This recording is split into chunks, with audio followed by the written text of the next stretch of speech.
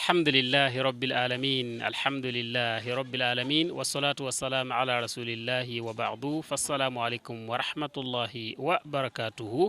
Louange à Allah, le Seigneur de l'univers, le tout miséricordieux, le très miséricordieux, que la paix et la bénédiction de Dieu soient sur notre prophète Mohammed, sa sainte famille, ses nobles compagnons et ceux qui vont emboîter leur pas jusqu'au jour du jugement dernier. Mesdames et messieurs, assalamu alaikum wa rahmatullahi wa barakatuhu. Bienvenue dans le forum pour un islam décomplexé au Burkina Faso. Aujourd'hui, nous allons parler du rôle de l'intellectuel musulman dans la propagation de la sunna.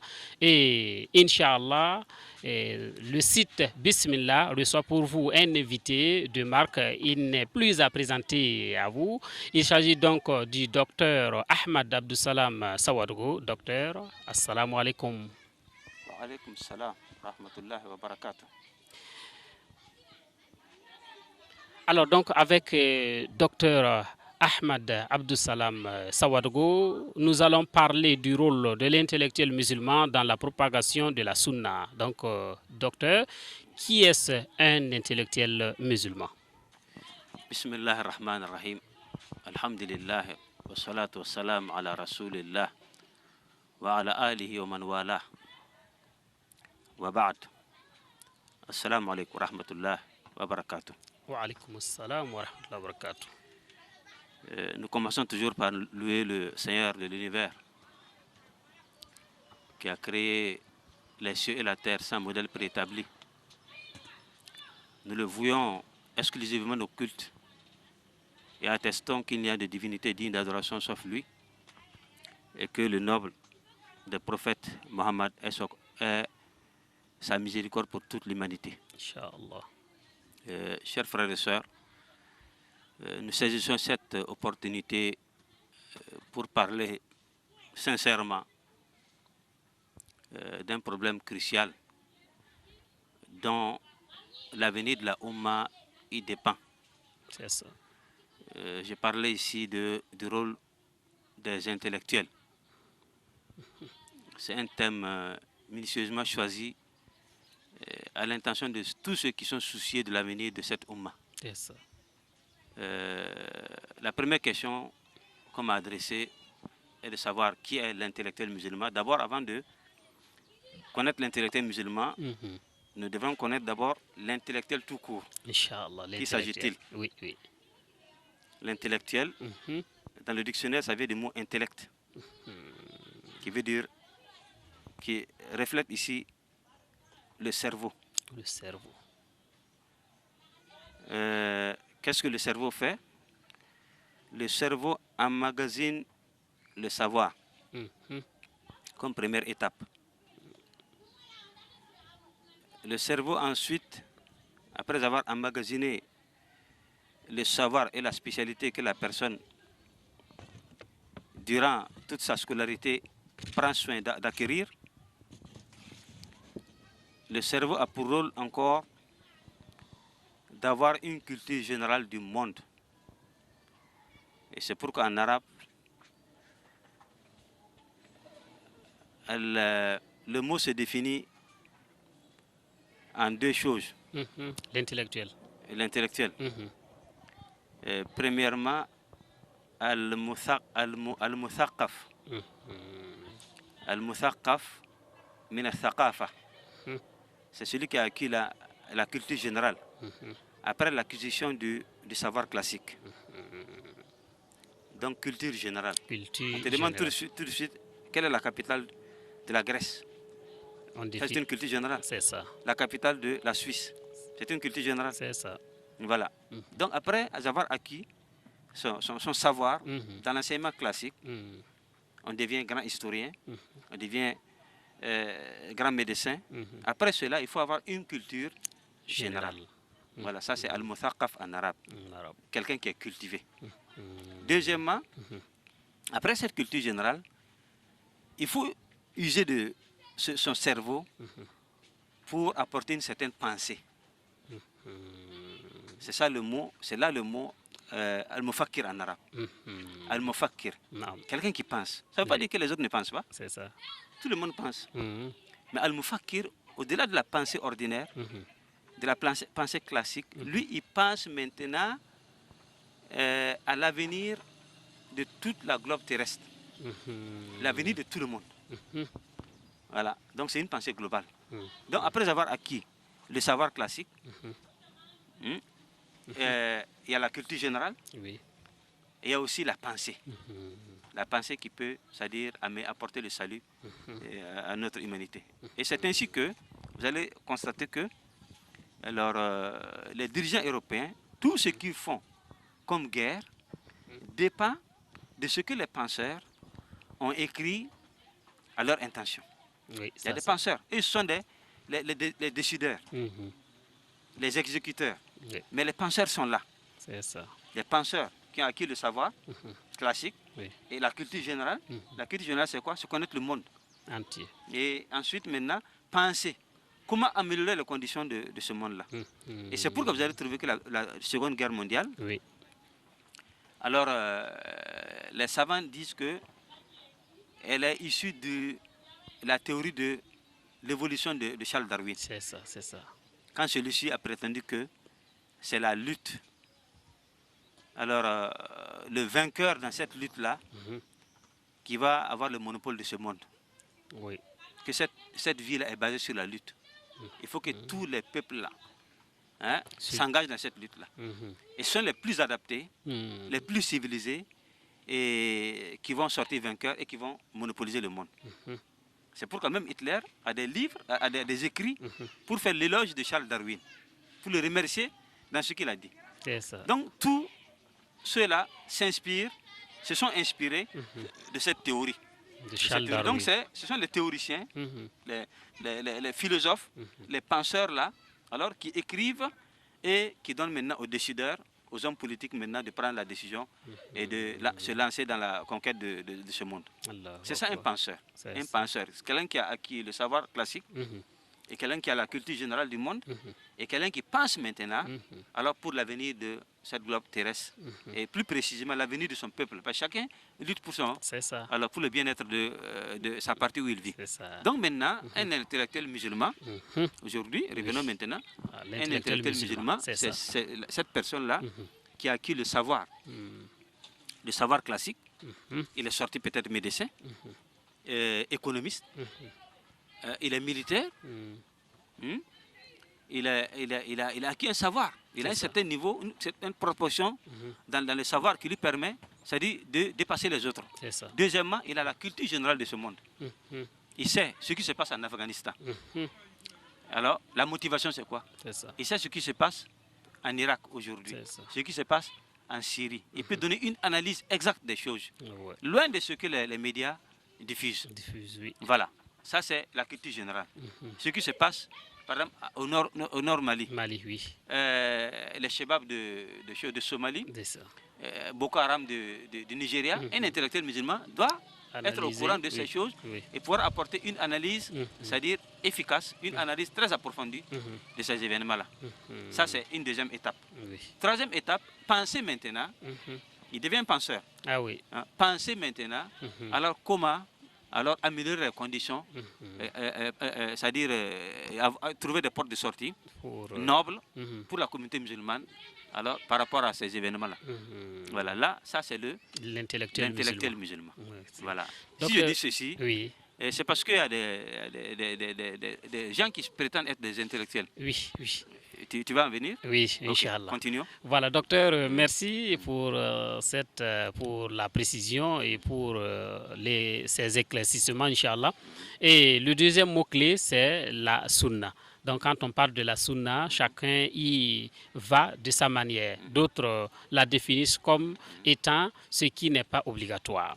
Quelle est la compréhension que le prophète a donnée de la sunna? C'est très simple. La sunna, c'est la voie. Allahu Akbar. C'est la voie, c'est l'itinéraire, le chemin entrepris par le prophète. Donc tout ce que le prophète a amené est sunna. L'obligation est dedans. L'acte surrogatoire est dedans. Tout ce que le prophète a amené, même les caractères là, font partie de la sunna. Quel genre de caractère, par exemple? Le comportement. Le comportement. Tout ce que reflète cette noble religion-là, fait partie de la sunna du prophète sallallahu alayhi wa sallam. La voie que le prophète a entrepris. C'est ça la sunna. C'est ça la sunna. Donc, en commençant par le tawhid, oui. Le tawhid, le tawhid, comme le prophète a compris, comme le prophète a appliqué, fait partie de la sunna. En passant par les obligations, les actes d'adoration. Les actes d'adoration, la prière, le jeûne, la zakat, le pèlerinage. Comment le prophète a fait, le comment là, c'est la sunna du prophète sallallahu alayhi wa sallam, c'est sa voix, c'est sa sunna dans la prière. Sa sunna, sa voix, la voie qu'il a tracée en exécutant de l'obligation de la zakat. La voie qu'il a entrepris pour jeûner. La voie, le chemin qu'il a tracé dans le pèlerinage. C'est ça le nom de la sunna. Et son comportement. Envers soi-même, son comportement avec ses voisins, avec sa famille, son comportement avec autrui. Globalement, ça c'est la sunna du prophète. Et même certains partent jusqu'à dire même que c'est son caractère, sa façon de s'habiller, sa façon de se peigner. De se peigner, oui. Oui, c'est ça. C'est font partie globalement de la sunna. Sinon, sunna qui est, c'est-à-dire, qui sous-entend ici l'acte surrogatoire, ça c'est dans le fiqh. Dans la jurisprudence. Dans la jurisprudence, là-bas on définit la sunna comme un acte qui n'est pas obligatoire. Voilà. Mais dans le monde du hadith, alors la sunna est définie comme, c'est-à-dire, la voie que le prophète sallallahu alayhi wa sallam a entrepris. Docteur, merci bien et nous continuons, Inch'Allah. Et certains intellectuels, en l'occurrence ceux qui ont appris la culture occidentale à l'école, voilà, donc tentent d'adapter la sunna à cette culture qui est devenue une partie, donc pour eux, voilà, une partie d'eux. Voilà, quels sont les risques que ces derniers-là courent? C'est-à-dire essayer d'adapter la sunna à la culture occidentale. Oui, non, ils ont appris, bon, vous savez que certains intellectuels, en l'occurrence ceux-là qui ont appris la culture occidentale, voilà, à l'école, voilà, donc ils tentent d'adapter la sunna à cette culture, voilà, qui est devenue une partie d'eux. Cette culture-là, la culture occidentale. Le lien, le rapport entre la sunna du prophète et la culture occidentale. Voilà, j'essaie d'adapter ça. Oui, il y a ça. Et quels sont les risques que ces intellectuels-là courent? C'est-à-dire, intellectuels même, c'est pour que je voulais aller plus loin. Pour dire que, c'est-à-dire, on a trop fauché la compréhension d'intellectuel. C'est-à-dire, souvent, regardez par exemple pendant les indépendances, ceux qui prétendaient être les intellectuels africains ont vendu l'Afrique. Oui, ça c'est vrai. Ils ne sont pas des intellectuels. Ouais. Ceux-là ne sont pas des intellectuels. Ils n'ont même pas trouvé une seule langue, une langue commune comme ça pour les Africains. Non. En France, il y avait plusieurs langues. Mais les intellectuels ont fait de telle sorte que il y a un consensus. Que les Français sortent avec une seule langue nationale et les autres langues-là ont disparu. Dans toute l'Europe, c'est comme ça. Oui. Mais chez nous, ici en Afrique, tellement qu'on n'a pas eu d'intellectuels. Parce qu'ici, on fait l'amalgame. Quelqu'un qui est un beau parleur, qui sait parler français, on l'assimile avec l'intellectuel. Voilà. Alors que non, c'est pas ça. Parler bon le français, ça ne veut pas dire que tu es intellectuel. Être corrompu, on ne peut pas te classer parmi les intellectuels. Parler bon le français et vendre son pays à autrui. Il n'est pas un intellectuel. Un intellectuel, c'est quelqu'un qui pense, après avoir acquis le savoir, à la culture générale, le monde où il vit là, et qui pense maintenant à améliorer les conditions. C'est ça l'intellectuel. Donc maintenant, dans la sunna, au sein de l'islam aussi, il y a des gens qui prétendent être des intellectuels, qui ont acquis la culture occidentale, mais qui veulent occidentaliser la sunna du prophète sallallahu alayhi wa sallam. C'est surtout ça. Est-ce que vous voyez? Voilà. Ça, c'est un grand risque. Voilà, le risque. Nous allons nous trouver un jour avec une sunna multicouleur. Voilà, multicolore, oui. Oui. Voilà. La sunna des Burkinabés, c'est ça. La sunna des Nigériens, la sunna des... adapter la sunna à notre réalité. Oui, c'est ça. Alors, finira par nous diviser le plus. C'est ça. Voilà, donc ça, c'est un grand risque. Alors, il faut surtout puiser de la source, cette source saine-là, qui n'est autre que la source laissée par le prophète Mohammed sallallahu alayhi wa sallam. Voilà. Donc j'appelle tout un chacun à le puiser là-bas. Non. La sunna n'a pas autre couleur. Elle a une seule couleur. Et une seule issue. Non. Oui, docteur, mais les risques fondamentaux vraiment de ceci-là, les risques que cela peut Il y a plusieurs encourir. risques. Oui. Le risque d'abord, la division des sunnites. Oui. Les sunnites vont se diviser. Oui. Parce qu'on va se trouver ici avec plusieurs couleurs. Ça, c'est un. Deuxièmement, on va étouffer la sunna du prophète sallallahu alayhi wa sallam. La sunna est une. La vérité est une. Voilà. En voulant la comprendre à plusieurs manières, oui. l'adapter à plusieurs réalités, alors finira par faire quoi? Par faire disparaître la sunna authentique là. C'est ça, c'est ça. Le bon Dieu, qu'est-ce qu'il dit dans le Saint-Coran? Voilà, talbisul haqqa bil batili wa taktumul haqqa wa antum ta'lamun. Voilà, ne faites pas le mélange et l'amalgame entre la vérité et le faux. Voilà. Et en ce moment-là, les ulémas disent que la vérité finira par perdre son sens. Ça, c'est vrai. Vous voyez. Donc, en voulant adapter la sunna à ces cultures occidentales-là, alors, les risques sont nombreux. D'abord, le risque de se trouver en division, le risque d'étouffer la vérité et de se trouver finalement avec une religion qui ressemble à la religion de l'Église. C'est ça, c'est ça. L'Église. Chaque pasteur a sa manière de prier. C'est ça. Chaque pasteur a sa manière de faire les choses. Voilà. Donc, c'est à force de laisser cette liberté aux gens d'interpréter la religion à leur façon qui entraîne l'Église à ce chaos-là. Voilà. Donc, en islam, alors il faut que les musulmans prennent beaucoup attention face à ce phénomène-là. Merci. Non. Merci, docteur. Mais quand on parle, quand des gens parlent de Saïd Qutb, on dit qu'il était un réformiste. Voilà. On évoque aussi Saïd Qutb. Oui, Saïd Qutb. Oui. Voilà, voilà, certains disent qu'il était un réformiste. Voilà, on évoque aussi Ibn Taymiyyah comme étant celui qui a réformé la communauté. Voilà. Est-ce la même réforme? Bon, comme au sein de la sunna même, il y a plusieurs tendances. Il y a cette tendance salafiste qui représente la voie laissée par Ibn Taymiyyah, alors qui va jusqu'au fondateur des 4 grandes écoles de la sunna. Oui. Ça, c'est le salafisme. Il y a Oui. le réformisme, la sunna qui puise de la culture occidentale. Comment? Pour être clair, Saïd Qutb fait partie des frères musulmans. Des frères musulmans. Ok. Voilà. Les frères musulmans, ce sont nos frères. Mais, au départ, ce n'était pas des spécialistes en islam. Au départ. Oui. Généralement, leurs penseurs ne sont pas des érudits de la religion. Mais, tout d'un coup, ils ont vu la nécessité de servir la cause de la religion. Allahu Akbar. Donc, ils se sont engagés maintenant à apprendre, comme des autodidactes, les rudiments de la religion et approfondir souvent leurs connaissances. Sinon, au départ, ce n'étaient pas des religieux. Des religieux comme dans notre compréhension, quoi. Oui. Les érudits de la religion. De la religion. Voilà. Donc, ils ont d'autres spécialités. Voilà. Et généralement, c'est la culture occidentale qu'ils ont appris au départ. Okay. À mi-chemin, ils veulent maintenant servir la cause de la religion. Allahu Akbar. Donc, ils sont mis maintenant à mémoriser le Coran, à apprendre les hadiths. Voilà, ils sont devenus maintenant des religieux.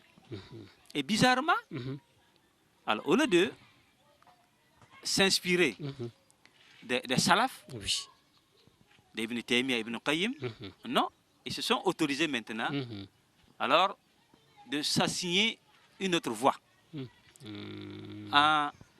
c'est-à-dire en s'appuyant sur leur culture générale. Oui. Donc il y a eu cet amalgame-là. Donc au départ, on parlait de ceux qui ont la culture occidentale et qui veulent adapter la sunna. Adapter la sunna de leur manière. Voilà, donc c'est ça, grosso modo, l'attitude des frères musulmans. Ok. Voilà. Vous allez voir que Sayyid Qutb est un littéraire. Je peux te citer certains de ses livres. Voilà. C'est un littéraire. Un grand journaliste. Voilà. C'est ça sa vocation. Mais tout d'un coup, il est tombé amoureux maintenant de la religion. Alors, et puis il s'est engagé maintenant à faire son tafsir et puis à parler de la religion. Donc celui-là n'est pas un érudit de la religion. Ok, ça prouve. Voilà. Normalement, il devrait se référer, dans les points clés de la religion, se référer, c'est-à-dire aux érudits, à ceux qui sont mieux avancés dans la matière plus que lui. Non, ce n'est pas été le cas. Il se permet de trancher les questions cruciales de la religion. Ça, c'est un exemple. L'exemple de Hassan Tourabi du Soudan. Oui. Lui, c'est un économiste, un philosophe de carrière. Ah oui. Alors, il a eu l'amour de propager la religion, la sunna. Alors, sa culture générale l'a accompagné. La philosophie. Voilà. Donc, il a philosophé un peu la sunna. Même chose. Celui de Yémen, Abdelmajid Zindani. Lui, c'est un pharmacien. Ah bon? C'est la pharmacie qu'il a fait. Oui. C'est un grand leader des frères musulmans au Yémen. Voilà, la pharmacie. Maintenant, il veut servir la cause de sa religion. Il ne peut pas se détacher de sa culture générale. C'est ça. Donc, il y a eu cet amalgame-là. Il va essayer d'adapter. Voilà, essayer d'adapter un peu la sunna à sa réalité culturelle. Bon, Abbas Madani est un économiste. Le fondateur du FIS en Algérie. Voici des cas comme ça. Vous allez trouver, et si vous voyez leurs photos, même sont des gens cravatés. Oui, effectivement. Cravatés avec barbe rasée. C'est ça. Voilà. C'est ça. Donc, vous allez voir que leur façon de comprendre la sunna n'est pas la nôtre. C'est différent. Ah oui. Mais ils se réclament aussi de la sunna. Voilà. C'est pourquoi leur grand prêcheur au Qatar, Al-Qardawi. Oui, docteur Qardawi. Oui. Quand le pape est décédé, il a fait son éloge. Oui, ça c'est vrai. Il a fait son éloge. Il a dit que c'était un homme de paix. J'ai le document ici. Oui. Voilà. Que c'est un homme de foi. De foi. Il avait la foi en Dieu. Allahu Akbar. Donc, ils ont même dépêché une délégation pour aller assister à ce funérail. Donc, ça dit, voici des réalités comme ça. Oui. Qui ne s'adaptent pas à la vraie sunna que nous prenons. Voilà, c'est ça qui fait la différence. Alors qu'Ibn Taymiyyah est un salafiste. C'est ça. C'est un réformateur, mais c'est comme Mohamed Ibn Abdul Wahhab. Réformer, c'est pas un réformateur, c'est-à-dire ressusciter ce qui était mort. Ressusciter ce qui était mort. Souffler la vie à ce qui était non vivant. C'est ça. Donc c'est ça la réforme d'Ibn Taymiyyah et de Mohamed Ibn Abdul Wahhab. Ils ont trouvé des choses déjà établies. Ils n'ont rien changé, on n'a pas apporté de nouveau. Mais ils ont soufflé, ils ont soufflé vie. Tandis que la réforme des frères musulmans, non, c'est entraîner la sunna là vers la culture occidentale pour que les deux s'embrassent. Pour que les deux s'embrassent. Voilà, donc c'est ça la différence. D'accord. Docteur, nous sommes presque au terme de notre entretien. Et voilà, on va vous demander de donner quelques conseils aux frères, aux intellectuels musulmans au Burkina Faso. Voilà, l'intellectuel musulman du Burkina Faso, c'est celui qui sait ce qui se passe en Irak. Que ce qui se passe en Irak est une domination extérieure qui vise à privilégier le monde chiite au détriment du monde sunnite. Ils n'ont qu'à analyser les choses comme ça. Il ne faut pas qu'ils se contentent de ce que les médias mentent.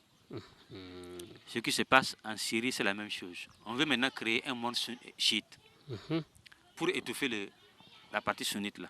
Vous allez voir que si la stratégie l'a réussi, ils vont essayer de déstabiliser l'Arabie Saoudite. Là, c'est vrai. Voilà. C'est une stratégie de longue haleine. Voilà. Et le problème syrien, c'est la même chose. Sinon, le régime syrien a utilisé des gaz chimiques même contre sa population. Mais le monde occidental, la communauté internationale est restée indifférente. Ils n'ont rien fait. Alors que ce que Kadhafi a fait n'a pas atteint ce niveau. Ils sont mobilisés pour aller les destituer. Donc ce sont des gens. Alors nous sommes dans un monde de la raison du plus fort. Il n'y a plus de loi.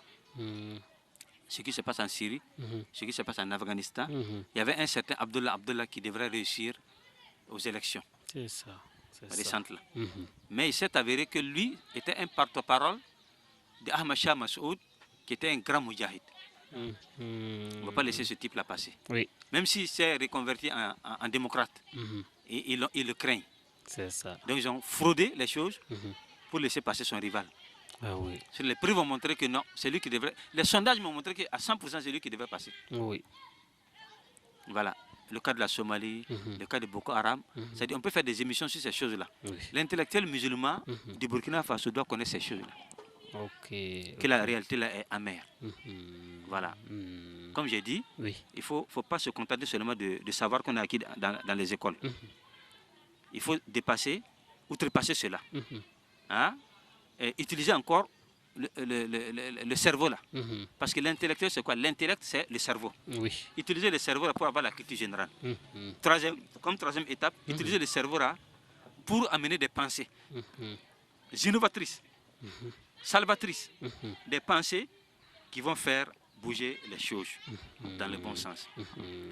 Ça, c'est l'intellectuel musulman du Burkina Faso. Donc maintenant, permettez-moi de vous montrer certains défis que nous attendons au Burkina Faso ici. Le monde sunnite du Burkina Faso est divisé. Nous connaissons aujourd'hui une division. L'intellectuel sunnite burkinabé doit penser à remédier à cette situation-là. Deuxièmement, il y a un manque de solidarité entre les sunnites. Comme j'ai dit que c'est les penseurs, ce sont les penseurs qui amènent les idées, qui soumettent les idées là au docteur Kindo, au prêcheur, pour que ceux-là maintenant s'inspirent de ces idées-là pour essayer maintenant de mobiliser la masse. C'est ça, c'est ça. Ce sont les penseurs là. Voilà, donc il y a la division, il y a cette manque de solidarité. Il y a des orphelins qui jonchent partout. Qui? Des orphelins. Sunnites. Qui sont pris en charge souvent par l'église. Il y a ce défi-là. Il y a des veuves. Il y a des veuves. Grâce au frère Abdelaziz Comporé, vraiment, nous, et moi-même comme ça là, il y a presque 14 veuves comme ça que je n'ai pas dit qu'on a pris en charge, mais on leur vient en aide à chaque grand événement. Les deux fêtes là, fête de Eid el-Kabir et Eid el-Fitr. C'est grâce à cette personne-là. Il se bat dans tous les fronts. Voilà. Il y a les veuves. Parce que des veuves qui sont assises comme... Il y a une veuve que j'ai trouvée cette année, dans mon récent voyage à Nouna. Il reste une petite partie seulement de sa maison là pour que le tout s'écroule. Allahu Akbar. Elle est assise comme ça. Tout est tombé. Ça tombe, elle prend ses bagages, elle vient ici. Ça tombe, elle prend ses bagages. Donc il reste une petite partie seulement. Pour que tout tombe. Pour que maintenant, il n'a plus de maison dans la cour. Il y a des veuves comme ça. À Nouna. Oui. Il y a ces défis-là. Au lieu d'aller faire le pèlerinage 2 fois, 3 fois, 4 fois, chaque année, aller faire la Umrah. Non, il y a des défis à relever. Il y a ça. Les élèves et étudiants démunis. Des élèves et étudiants qui sont très, très, très forts. C'est ça. Qui peuvent aller très loin. Qui peuvent même inventer des choses pour le monde, la communauté burkinabé. Mais, par manque de moyens, alors, ils partent se trouver où? Sciences de la vie et de la terre, SVT, le droit, l'anglais, des personnes qui pouvaient vraiment être de grands savants de notre société. Est-ce que vous voyez? Alors, venir en aide à ces gens-là. Que les intellectuels musulmans pensent à ces gens-là aussi. Il y a une manque de prise de charge des prêcheurs. Les prêcheurs viennent. Là, c'est vrai. Voilà, on a beau parler aux Arabes, les Arabes ne nous écoutent pas. Parce que l'Arabe même ne veut pas aider la religion. C'est ça. Au lieu de venir construire une mosquée, de faire un forage, c'est vrai, ce sont des actions humanitaires louables. Mais, prends en charge celui qui t'a formé pendant 20 ans. Qui va venir propager l'islam. Et c'est lui-même, dans son quartier, qui va s'en charger maintenant du reste. C'est ça. Et les gens, après être bien sensibilisés, vont creuser leur forage, vont construire les mosquées. Là, c'est vrai. Mais comme l'arabe ne veut pas aider la religion, il vient comme ça, il construit la mosquée là pour les hirondelles, et puis les oiseaux, et puis les toits d'araignée. Est-ce que vous voyez? Donc les intellectuels musulmans du Burkina Faso, les sunnites, doivent penser à ça aussi. Et manque de médias, ça commence déjà. On vous encourage beaucoup. Merci. Voilà, médiatiser. Moi, j'aurais appris que mes cassettes ne passent plus à Al-Houda, ni à la télé Al-Houda, ça ne passe pas. Parce que je parle trop de l'Occident, je parle trop de la politique, des trucs comme ça. Alors que moi, je vais même que dans la Maison Blanche là. Je déclare ma vérité que j'ai. Allahu Akbar. Voilà. Ça, c'est vrai. Parce que l'autre jour, dans la semaine là, on m'a envoyé un SMS ici, dire qu'il y a 20 experts de paix qu'on a envoyé des États-Unis pour venir enseigner la paix au Burkina Faso. Je suis en train de préparer la réponse pour leur dire que les États-Unis ne sont pas mieux placés pour nous enseigner la paix au Burkina Faso. Parce qu'ils ont détruit le monde entier. Voilà. Obama est en train de détruire l'Irak actuellement, la Syrie, l'Afghanistan. Avant-hier, lundi passé, les ont bombardé la Somalie, les Chibab là. Ce ne sont pas ces gens-là qui vont venir nous enseigner la paix ici. Non, pas du tout. Ce ne sont pas des faiseurs de paix. Non. Je vais déclarer cette vérité-là partout. Inch'Allah. Alors, si les médias ont peur de diffuser ces choses-là, je souhaiterais que les sunnites aient des médias sunnites capables de laisser la vérité la passer. C'est ça. Qu'il y a des gens au Burkina Faso aussi qui peuvent sortir dire à Israël merde. Les exactions que vous faites comme ça contre Hamas, contre le monde palestinien, c'est à nous que vous infligez ces choses-là. C'est ça, c'est ça. Il faut qu'il y ait des gens comme ça qui vont parler au nom de Dieu. Des médias qui vont diffuser aussi ces choses-là. Inch'Allah. Manque de finances islamiques. Manque de finances islamiques. C'est crucial. Il y a un commerçant qui est venu me voir avant-hier seulement. Hier, c'était mardi. Le mardi, c'était quel jour? Avant-hier. Oui, c'est ça. Voilà. Il me dit que vraiment, lui, il a atteint un certain niveau où on veut lui prêter de l'argent pour qu'il devienne grand dans son commerce. Mais, comme vous savez, l'argent là comporte le riba. Allahu Akbar, c'est ça. Est-ce qu'on va lui permettre de prendre ça? Parce que lui, quand il va devenir grand, là, il va aider la religion. C'est ça, c'est ça. Est-ce que vous voyez? Donc, on a des commerçants comme ça qui ont atteint ce niveau-là. Mais s'il y avait une finance islamique bien organisée, structurée ici, même avec un capital de 50 millions, 60 millions, ça peut remédier à des situations comme ça. Ces personnes-là qui veulent évoluer avec le halal, dans le bon sens, puissent en tout cas bien travailler et Dieu va bénir leur argent au profit du monde sunnite. Est-ce que vous voyez? Donc il y a ça qui manque. Beit el-Mal que les Aïmbis ont établi, comme les Aïmbis aussi s'inspirent des frères musulmans, ils ont quoi? Et ils ont démocratisé et occidentalisé la sunna. Donc les gens, il s'est avéré que beaucoup de gens qui coopèrent avec eux dans Beit el-Mal ont trouvé que ça n'a pas grande différence. Il n'y a pas grande différence entre leur Beit el-Mal et puis les autres banques qui se basent sur le riba. Donc il faut, c'est-à-dire Beit el-Mal qui va s'inspirer de la sunna authentique. Voilà. Avant de créer ça, ils vont passer devant les portes des ulémas pour discuter profondément de la question avant de l'instaurer. Voilà. Ce n'est pas se contenter seulement des livres traduits en français, des Tariq Ramadan qui ne sont que des philosophes. Tariq Ramadan n'est pas une rue de la religion. On l'aime. On a une estime pour lui. Mais ce n'est pas quelqu'un qui est bien placé pour nous enseigner la religion. Parce que son domaine, c'est la philosophie. C'est ça. Voilà. Allez s'inspirer de lui maintenant. Le commerçant me dit que voilà, qu'il a écouté un prêche de Tariq Ramadan qui fait la différence entre un pauvre qui est allé prendre un crédit, sur la base de l'usure, et quelqu'un, un commerçant, qui veut faire des affaires et qui ne peut pas prendre les mêmes crédits là. Donc le commerçant, il est permis de faire le riba avec ce commerçant-là. En ce moment, on ne l'appelle pas riba, mais ce sont les intérêts.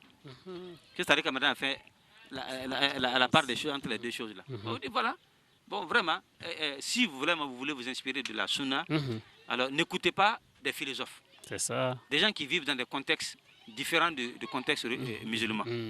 Est-ce que vous voyez? Ils ont l'influence de leur société, l'influence de leur culture générale et beaucoup de choses. C'est ça. Voilà, donc il y a ce défi, la finance islamique. Finalement, les centres de santé descendent pour les sœurs. Les centres de santé. Voilà, j'interpelle les intellectuels musulmans, sunnites musulmans de Burkina Faso, en tout cas de se pencher sur ces choses-là, alors pour qu'ensemble on puisse trouver des issues. Et ça fera partie intégrante de la da'wah. La da'wah n'est pas seulement attacher les micros, faire de beaux discours. Non, mais la da'wah c'est la pratique.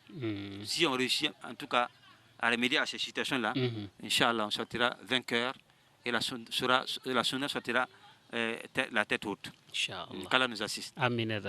Docteur, vraiment, on était tellement émerveillés. Qu'Allah vous récompense. On va vous demander de donner votre mot de la fin. Alhamdulillah Rabbil Alamin. Mot de la fin, c'est que j'invite tous les musulmans du Burkina Faso et du monde entier à adhérer à la sunna. Inch'Allah. À la sunna du prophète, de délaisser tout ce qui est antérieur à la sunna. La sunna est plus ancienne. La sunna, elle est ancienne. C'est elle-même l'origine. Voilà, tout ce qui est venu comme antécédent doit être délaissé pour que vraiment nous constituions une seule communauté. Sinon, sans ça, si nous allons puiser de sources différentes, je pense qu'en ce moment-là, nous serons toujours différents comme ça, dispersés. Et vous savez que les défis sont là, et les défis sont larges. Alors les autres pays, nous voyons ce qui se passe, même dans les pays limitrophes. Nous voyons aussi comment les maladies commencent à nous toucher, à toucher notre sous-région. Les catastrophes aériennes. Ce sont des choses qui n'existaient pas. Pas du tout. Voilà, ça commence à venir. Ça. Donc ça veut dire que le monde là, dans un avenir proche, c'est-à-dire on est un peu pessimiste. Voilà, donc il faut que les musulmans fassent un retour véritable à la source, à la sunna du prophète Mohammed sallallahu alayhi wa sallam. S'inspirer de ça, ça fera leur force. Ça fera leur force. Ça fera leur union. Et ça fera... on n'aura même pas besoin à ce moment-là de brandir une épée, ni une arme contre qui que ce soit, mais cette force-là suffira largement alors pour anéantir notre ennemi en nous-mêmes, notre ennemi qui est Satan, notre ennemi qui est l'ennemi que vous connaissez, qui est l'extérieur, qui se trouve à l'extérieur, et qu'Allah nous assiste tous, qu'Allah nous épargne ces épidémies qui menacent la sous-région, et qu'Allah nous amène la paix. Dans notre cher pays. Amen. Et que le problème de l'article 37 ne soit pas un problème dans notre pays. Amen. Nous voulons toujours la paix. Inch'Allah. Nous voulons toujours la paix. Nous voulons toujours la paix. Amen. Tout ce qui peut engendrer la paix au Burkina Faso, qu'Allah l'amène. Amen. Tout ce qui peut engendrer le chaos et le désastre et l'insécurité, qu'Allah nous en éloigne. Voilà, qu'Allah fasse de nous des croyants. Qu'Allah nous donne longue vie avec bénédiction. Qu'Allah vous bénisse tous avec votre forum pour que vous soyez vraiment notre porte-parole. Barakallah fikum jami'an. Subhana rabbika rabbil izzati amma yasifun wa salamun alal mursalin walhamdulillahi rabbil alamin. Merci pour votre constante fidélité. Nous étions avec le docteur Ahmad Abdussalam Sawadogo et avec lui il était question de parler du rôle de l'intellectuel musulman dans la propagation de la sunna. Merci de nous avoir suivis. Wassalamu alaikum wa rahmatullahi wa barakatuh.